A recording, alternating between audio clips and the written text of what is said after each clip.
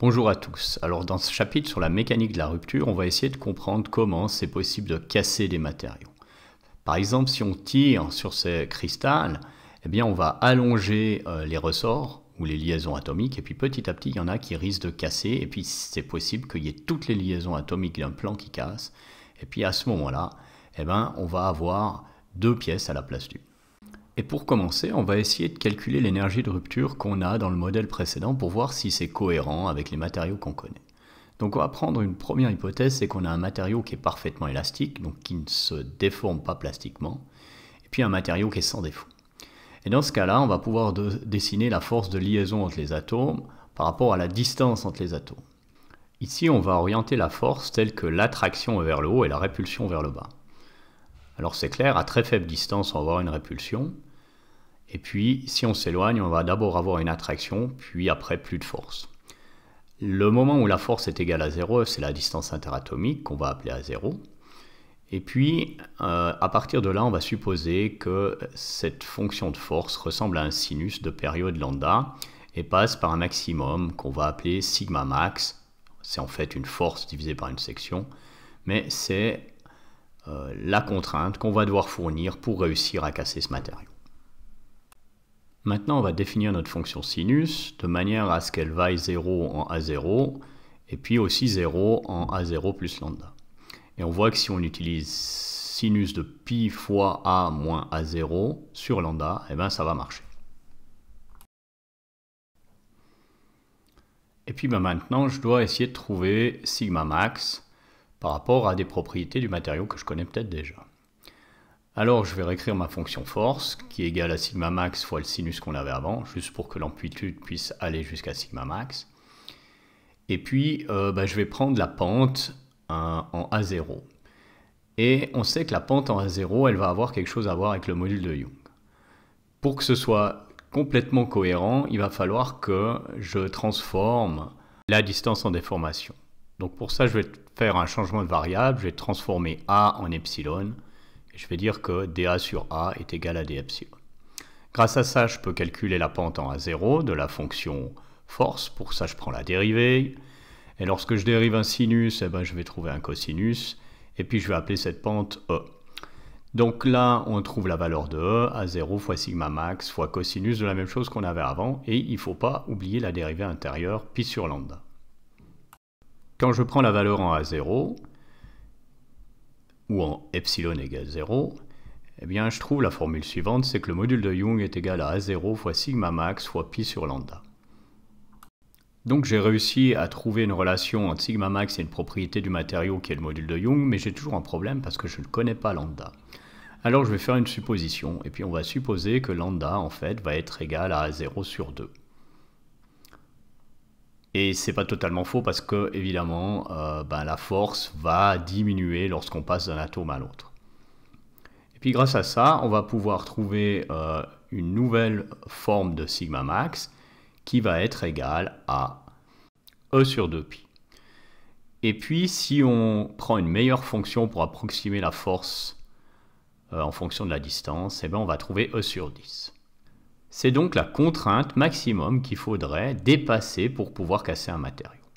Par contre, si on fait ce calcul-là pour l'acier, on voit bien que E sur la résistance mécanique, ça va être égal à 1000 et c'est loin du facteur 10 qu'on avait avant.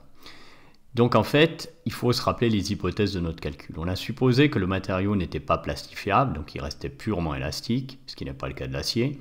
Et puis on a aussi supposé qu'il n'y avait pas de défaut. Ça veut dire pas de défaut qu'il n'y a aucune dislocation, aucun précipité. Et c'est toujours très difficile d'avoir aucun défaut, même dans les cristaux, quand on a un cristal ou un matériau qui a un volume important. Donc en fait, ce rapport E sur Rm est égal à 10. Ça fonctionne seulement quand on a des matériaux qui ne sont pas plastiques, comme les céramiques, qui sont parfaits et qui ont un petit volume. Donc par exemple des petits monocristaux de céramique en forme de fibre, comme vous voyez sur cette image. Dans ce cas-là, il s'agit de cristaux d'alumine, c'est-à-dire d'oxyde d'aluminium. Et puis ils ont été utilisés pour renforcer un composite. Et on voit que le diamètre de ces fibres, il est pratiquement de l'ordre du micromètre. Donc c'est vraiment des très petits volumes et c'est ça qui permet de ne pas avoir de défaut dans le matériau. Et on va supposer que c'est peut-être parce qu'on a simulé des matériaux sans défaut qu'on n'a pas obtenu la bonne valeur de cette contrainte. En fait, tous les matériaux contiennent des défauts et si on fait un zoom sur l'un d'entre eux, on peut dire qu'il a une longueur de A et une largeur de B. Et puis on va se poser la question comment ce défaut-là concentre les contraintes sigma qu'on appliquerait. Alors c'est clair qu'en pointe de défaut, on va atteindre une contrainte maximale sigma max, parce qu'on sera juste au bord du défaut, donc le défaut ne va pas retenir la force, et c'est là qu'elle va s'accumuler. Et puis cette contrainte sigma max, on peut l'écrire en fonction de A et B, ou aussi en fonction du rayon de courbure ρ. Dans ce cas-là, on aura sigma max égale 2 sigma fois racine de A sur ρ.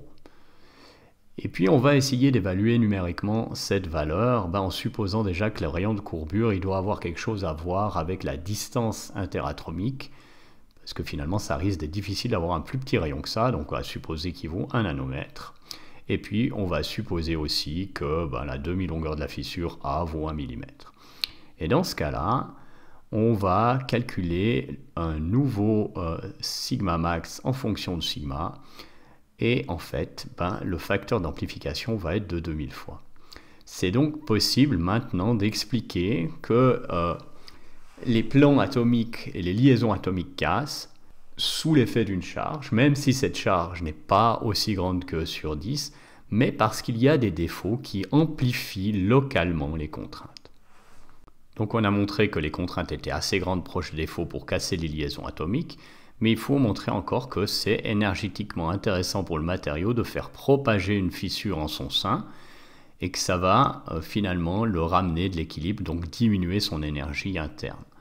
En 1920, c'est Alan Griffiths qui a proposé ce modèle énergétique de fissuration. Il a supposé un matériau sur lequel on tire avec une contrainte sigma qui était fissuré d'une longueur A en surface. Et si on propage cette fissure, il va y avoir toute une zone dans laquelle l'énergie élastique va se relâcher.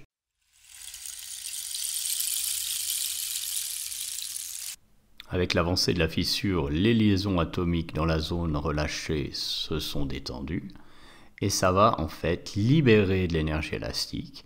Et si cette énergie élastique est supérieure à l'énergie nécessaire pour créer les deux surfaces de fissuration, énergétiquement, le matériau va avoir envie de se fissurer. L'énergie élastique dépend du volume de la zone relâchée, donc du pi fois A qui est la longueur du demi-cercle fois delta A, l'air de cet demi-anneau, fois l'épaisseur du matériau. Et puis ça va être multiplié par l'énergie volumique élastique d'un ressort ou d'un matériau que vous connaissez et qui est égal à sigma carré sur 2e. Donc pi A dA fois E, c'est le volume. Et cela doit être supérieur à l'énergie pour créer deux surfaces, qui est égale à 2 fois la surface créée, l'air de la surface étant dA fois E, et l'énergie pour créer une surface étant définie par gamma, en joules par mètre carré. On voit qu'on peut simplifier par dA et par E, et puis finalement on obtient le critère de rupture suivant, sigma carré sur 2E doit être supérieur à 2 gamma. Le 1,5 du côté gauche n'est pas très juste parce qu'en fait nous on a fait beaucoup d'approximations. Une formule plus valable avec des calculs plus compliqués serait d'enlever ce 2, donc on aurait sigma carré pi A sur E qui doit être supérieur à 2 gamma. Donc on peut transformer ça et écrire sigma fois racine de pi A doit être supérieur à 2 gamma E racine. Cette énergie de gamma, ce n'est pas forcément l'énergie de création d'une surface, ça peut être un petit peu plus compliqué que ça dans les matériaux, il faut peut-être suivre les joints de grains, etc. etc. Donc on va écrire cette racine de 2 gamma E comme K1C. Et K1C, c'est le facteur d'intensité de contrainte critique du matériau. Racine de pi A, c'est géométrique, c'est la longueur de la fissure fois un coefficient géométrique qui dépend de la façon dont on tire dessus. Et puis sigma, c'est la charge, la contrainte qu'on applique sur le matériau. Maintenant, on va parler un petit peu de ce facteur d'intensité de contrainte critique, K1C, donc le C vient du mot critique, c'est donc la limite à dépasser si on veut fissurer. Le 1 va dépendre du type de sollicitation. Il y a 3 modes différents. Le mode 1, c'est celui qu'on a dessiné avant, c'est en fait lorsqu'on tire perpendiculairement à la fissure pour l'ouvrir. Le mode 2, c'est un mode de cisaillement dans lequel on ferait avancer ou reculer une partie du front de fissure. Et puis le mode 3, c'est un autre mode de cisaillement, mais dans ce cas-là, on tirerait une partie de la fissure, la partie supérieure à la fissure vers la gauche, la partie inférieure à la fissure vers la droite. Donc pour qu'un matériau casse, il faut que l'on applique une contrainte sigma sur une fissure de longueur A telle que sigma fois racine de pi A soit supérieur à 15. 15C, c'est quelque chose qui est très mécanique parce qu'on voit c'est directement relié à la contrainte. Les matérialistes préfèrent des fois une autre valeur, donc ils écrivent K1C comme racine de E, le module de Young, fois G, la ténacité, en joules par mètre carré. C'est l'énergie de fissuration, si on veut bien. G égale à gamma seulement pour les verres ou les matériaux qui cassent de manière très franche. Lorsqu'il y a des grains, de la rupture qui suit par exemple les joints de grains, et bien dans ce cas-là, on a quelque chose qui est complètement différent. Si on regarde maintenant les unités de K1C, elles sont un petit peu plus compliquées que celles de G, parce qu'en fait, on voit, ça va être égal à des mégapascales fois des racines de millimètres. Et là, il faut faire attention parce que des fois, on va donner aussi K1C en mégapascales fois racine de millimètre. Et il va y avoir un facteur de proportionnalité entre ces deux valeurs. Donc on va devoir diviser par 1000 si on passe de racine de millimètre à racine de mètre. Comme je l'ai dit avant, la ténacité a des unités plus simples parce que G en fait est en kilojoules par mètre carré. Donc une énergie par mètre carré de surface créée. Maintenant, il peut être intéressant de représenter la ténacité en fonction de la résistance en traction pour différents matériaux, parce que la ténacité, c'est la résistance à la fissuration, et puis RM, c'est la résistance à la plastification. Alors on voit que les métaux ici sont donnés en rouge, donc ils sont à peu près très souvent meilleurs pour ces deux valeurs. On voit aussi qu'on a des mousses métalliques qui sont un petit peu moins résistantes, évidemment. Ensuite, on a les composites en brun qui sont aussi bien résistants. Les céramiques techniques en jaune. Et puis après, on a des matériaux qui sont moins résistants, par exemple le verre, les céramiques traditionnelles, les élastomères et les polymères. Si la résistance mécanique peut facilement être mesurée par un essai de traction, K1C, c'est plus difficile à mesurer. Il y a plusieurs méthodes différentes, mais la plus simple, c'est celle que je vais vous présenter ici, c'est l'essai Charpy. Alors, elle consiste à utiliser un pendule dans lequel on a un marteau qu'on va lâcher et qui va frapper sur un échantillon qui est entaillé. On note que l'entaille est située du côté inverse de celui qui vient être frappé par le marteau. Donc, on va le lâcher d'une hauteur H1, et puis il va casser le matériau, et puis remonter de l'autre côté d'une hauteur H2. Et finalement, ça va être la différence entre ces deux hauteurs qui va permettre de calculer l'énergie absorbée par le matériau, donc son K1C. Et cette énergie, on va l'appeler l'énergie de Charpy, elle va être égale à la masse du marteau fois la constante de la gravitation fois la différence de hauteur. Et on a bien des unités d'énergie parce qu'on a finalement une masse fois une accélération, donc une force, fois une distance, ce qui correspond à des joules. Dans certains matériaux, par exemple des métaux, on va observer en fonction de la température une transition ductile fragile. Donc l'énergie de Charpy, ECV, va être basse à basse température et plus haute à haute température. Et ce sera le cas par exemple pour les matériaux cubiques centrés.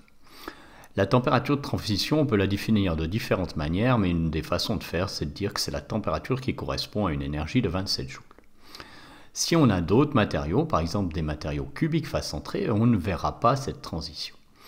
Et évidemment, comme vous voyez que c'est dépendant de la structure cristallographique, ça va être en fait aussi dépendant de la capacité de ces matériaux à se déformer plastiquement. Donc de la capacité de ces matériaux à avoir des dislocations, et à faire bouger ces dislocations. Et comme vous le savez, dans les cubiques centrés, il y a moins de solutions possibles pour créer des dislocations, moins de plans de glissement et de direction de glissement que dans les cubiques face centrés.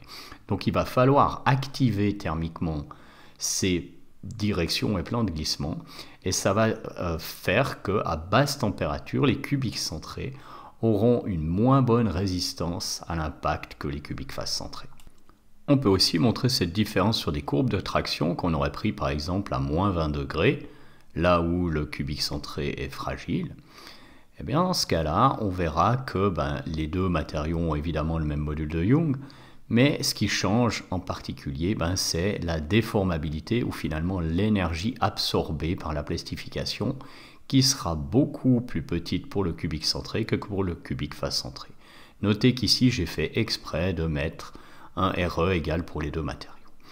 Donc cette énergie absorbée que j'ai dessinée en jaune, eh bien, elle va varier en fonction de la nature du matériau. Et ici, vous voyez à gauche une éprouvette d'acier ductile qui a subi une très grosse déformation durant l'essai de traction, et à droite, une éprouvette fragile dont on voit qu'elle a subi beaucoup moins de déformation que sa consoeur. L'étude de la courbe de traction permet de faire le lien entre l'énergie de Charpy et K1C. Dans la première partie linéaire de la courbe de traction, vous savez que vous avez l'énergie élastique. Et ça, c'est la force motrice de Griffiths qui est relâchée lorsque la fissure s'avance. Ce qui va la retenir, c'est la plastification, ce qui est mesuré en particulier lors de l'essai de Charpy. Donc c'est la résistance à l'ouverture de cette fissure. Et donc, grâce à ça, on peut voir que les aciers qui ont des hautes limites élastiques, mais très peu de déformabilité, vont être de moins bons absorbeurs de fissures que les autres, parce qu'ils vont, dans un premier temps, accumuler beaucoup d'énergie élastique, et puis ne pas avoir beaucoup de résistance pour éviter la fissuration. Finalement, on peut montrer aussi qu'il est possible de lier K1C à l'énergie de Charpy, ECV, par exemple avec cette formule. Les formules sont différentes et dépendent beaucoup des matériaux. Ici, on a une formule pour de l'acier. Il faut aussi faire attention aux unités. Dans notre cas, on a des mégapascales par racine de mètre pour K1C et des joules pour Charpy. Et évidemment, l'essai de Charpy doit être fait à la température dans laquelle vous allez utiliser votre pièce fissurée. Et on note aussi que K1C va dépendre de l'épaisseur de la pièce. Et ça, c'est à cause de la façon dont se déforment les matériaux en fonction de leur épaisseur. Donc on va supposer une pièce entaillée d'épaisseur B, et puis vous voyez ici, j'ai dessiné en rouge la zone de déformation. Alors cette zone de déformation sera plutôt grande sur les surfaces, parce que dans les surfaces, on sera en contrainte plane, et puis elle sera plutôt petite au centre, parce que dans cette zone-là, on sera en déformation plane. Pourquoi est-ce qu'on est en déformation plane au milieu de la pièce? Eh bien, en fait, c'est parce que la pièce est massive et elle bloque la déformation. Par contre, vous l'avez vu, dans l'essai de Charpy par exemple, la résistance à la fissuration va dépendre de la déformabilité de la pièce. Donc une pièce qui serait très épaisse, donc avec un grand B, aurait une très grande zone en déformation plane. Et dans cette zone en déformation plane, il y a peu de déformation, donc en fait, peu d'énergie résistante à la propagation de la fissure. Donc finalement, on peut dessiner K1C en fonction de l'épaisseur des pièces, et on verra qu'on a, pour les pièces épaisses, un K1C assez bas, et puis pour les pièces plus fines, un K1C qui augmente. Et en fait, la variation de la pente de K1C en fonction de l'épaisseur de la pièce va correspondre à la transition entre contrainte plane et déformation plane. Merci beaucoup d'avoir suivi cette vidéo, et si vous voulez, vous pouvez toujours me faire part de vos commentaires à mon adresse email.